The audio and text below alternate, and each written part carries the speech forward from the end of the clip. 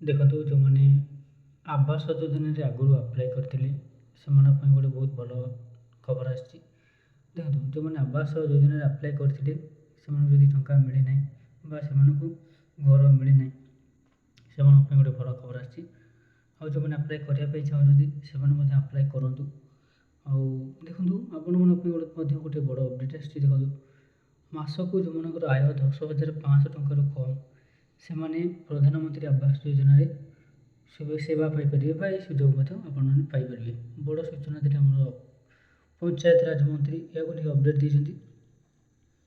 ପ୍ରଧାନମନ୍ତ୍ରୀ ଆବାସ ଯୋଜନାରେ ପଞ୍ଚାୟତ ରାଜ ମନ୍ତ୍ରୀଙ୍କ ବଡ଼ ବୟାନ। ଏଣିକି ମୁଖ୍ୟମନ୍ତ୍ରୀ ଆବାସ ଯୋଜନାରେ ଯୋଗ୍ୟ ହିତାଧିକାରୀ ସାମିଲ ହେବା ସହିତ ଅଯୋଗ୍ୟମାନେ ବାଦ୍ ପଡ଼ିବେ ବୋଲି ସେ ସୂଚନା ଦେଇଛନ୍ତି। ଦେଖନ୍ତୁ ଯେଉଁମାନେ ଆବାସ ଯୋଜନାରେ ଆପ୍ଲାଏ କରିନାହାନ୍ତି ଆମର ୟୁଟ୍ୟୁବ୍ ଚ୍ୟାନେଲକୁ ଯାଆନ୍ତୁ, କେମିତି ଆପ୍ଲାଏ କରିବେ ତାକୁ ମଧ୍ୟ ମୁଁ ଆପଣମାନଙ୍କୁ ମଧ୍ୟ ଭିଡ଼ିଓ ଗୋଟେ ପ୍ରୋଭାଇଡ଼ କରିଥିଲି। ଆପଣମାନେ ମଧ୍ୟ ସେଠି ଦେଖିକି କେମିତି ଆପ୍ଲାଏ କରିବେ ତା ମଧ୍ୟ ଆପଣମାନେ ଜାଣିପାରିବେ। ଆଉ ଆପଣମାନଙ୍କ ପାଇଁ ଅପଡ଼େଟ୍ ହେଇଥିଲା ଯେ